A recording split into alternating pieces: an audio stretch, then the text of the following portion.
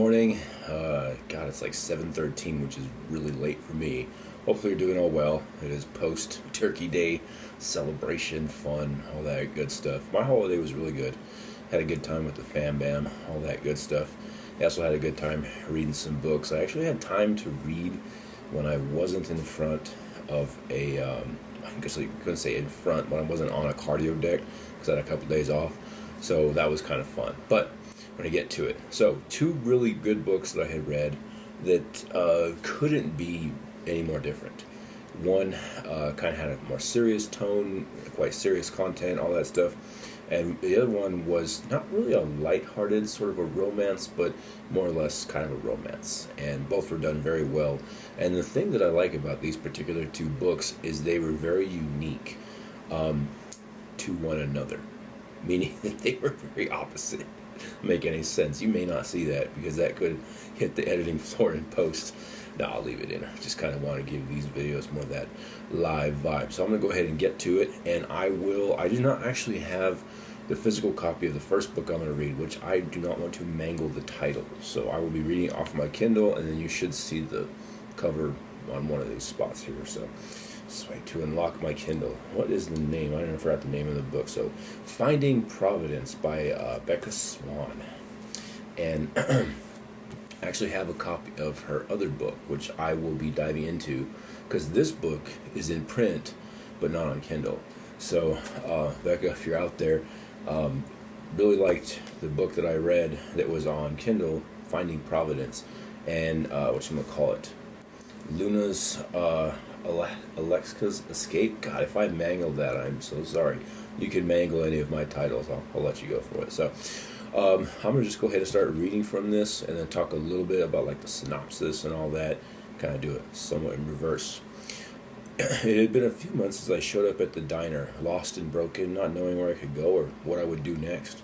If it wasn't for Peggy taking a chance on me, I don't know where I would be right now. I'd rung Aunt Vivian the day after I arrived there in Providence. I hadn't told her where I was, and she didn't care to ask. She wasn't concerned whether or not I came home, but she made it clear she wasn't giving up on the house or any of my inheritance. I don't think she realized I was almost 18, but I wasn't about to open that can of worms. At this point, I was just happy to be away from her. Since getting to know Peggy, I realized she was struggling to keep everything going. Between the diner and her house, which was falling apart, she was exhausted. I was shocked to hear she was nearing the point of giving it all up before I came along. Peggy admitted she was struggling to manage the diner on her own, and the house was in desperate need of repair, but she couldn't afford to pay for them. You notice how, like, this makes it very personalized right away? Of course it's in first person. I mean, there's no doubt about, the writing perspective and all that, but it makes it very easy to personalize, so very strong writing. So we planned some events at the diner, and I worked in return for food and accommodation. We worked together and ran a few working bees to get the necessary repairs done to the house. Peggy was in higher spirits, as was I. I felt like I truly belonged here. It felt like I was a part of something special. Providence had become with me, Providence had welcomed me with open arms, and the staff of the diner were like family to me. I even made a few friends along the way. I had a full-time job at the diner and spent my evenings hunched over my laptop there, cramming. Already had the clients I needed to get into college, and Peggy had helped me apply not long after I arrived here. It happens to me as far as reading goes. Though I was a little sad I wouldn't be graduating with my old friends and my old school friends, I didn't regret leaving my hometown. I lost my phone not long after arriving here, and I decided against giving Xander my new number. Xander is the kind of love interest friend. His mother was right. I couldn't be the one to hold him back. I had started a new life. I had the potential for a brighter future away from the baggage of my past. I had created a new home here in Providence. As far as this synopsis goes, Finding Providence, that's kind of a play on words, because essentially the main character, she's sort of having to discover herself. And it was a really good book, a short book. It was like 100 pages, something like that. I don't remember the exact numbers. Maybe I'll put it on the thing right there. So, highly recommend it. And I can't wait to dive in to the next one, because this one, obviously, it's not 100 pages. So, pretty excited about diving into this one. So, the next read I'm going to read from, I have it on Kindle. I don't think I'll read it from the book. Baker Lake, and so I have the physical copy.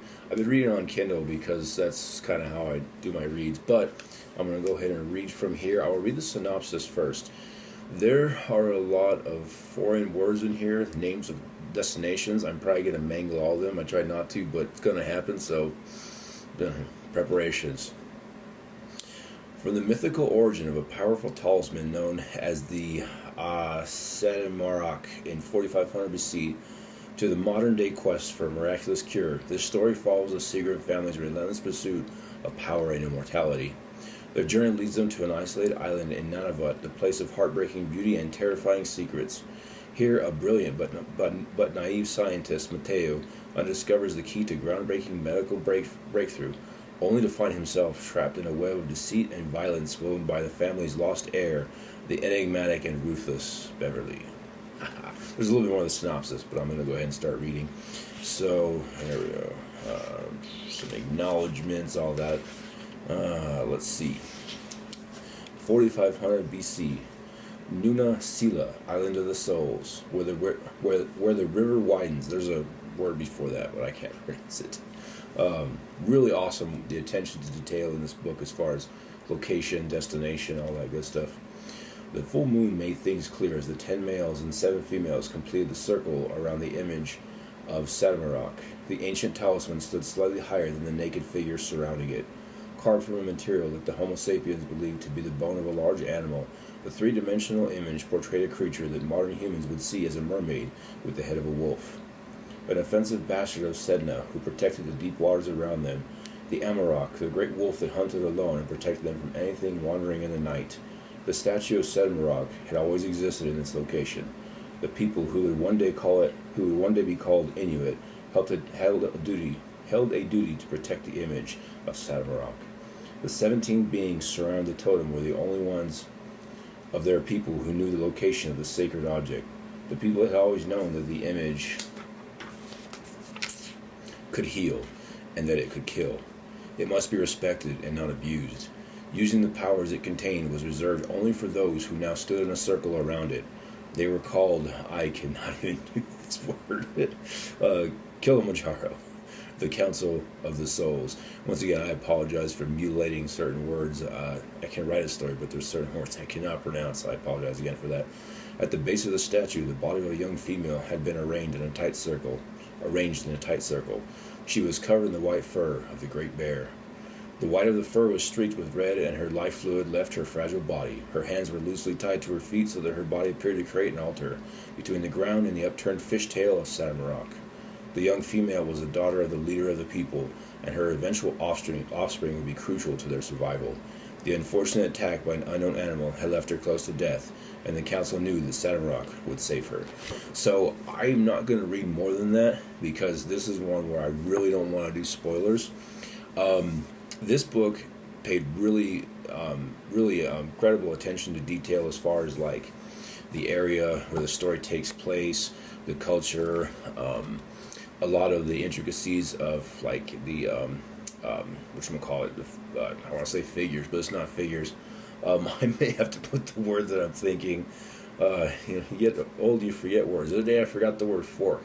I was telling the girlfriend, hey babe, can you bring me the thing so that I can eat? And she goes, a fork? I was like, that's the word. That's the one. I missed that word. So, really great attention to detail, and it definitely comes out in the story. One other thing that was very different from the book by Becca Swan. I chose these two because they were so contrasting and whatnot. One of the things that was really good about Baker Lake is there were multiple pages. I don't even know how many pages where there was no dialogue, and yet the story was carried. Let's see, when is the first dialogue? Jumping through here.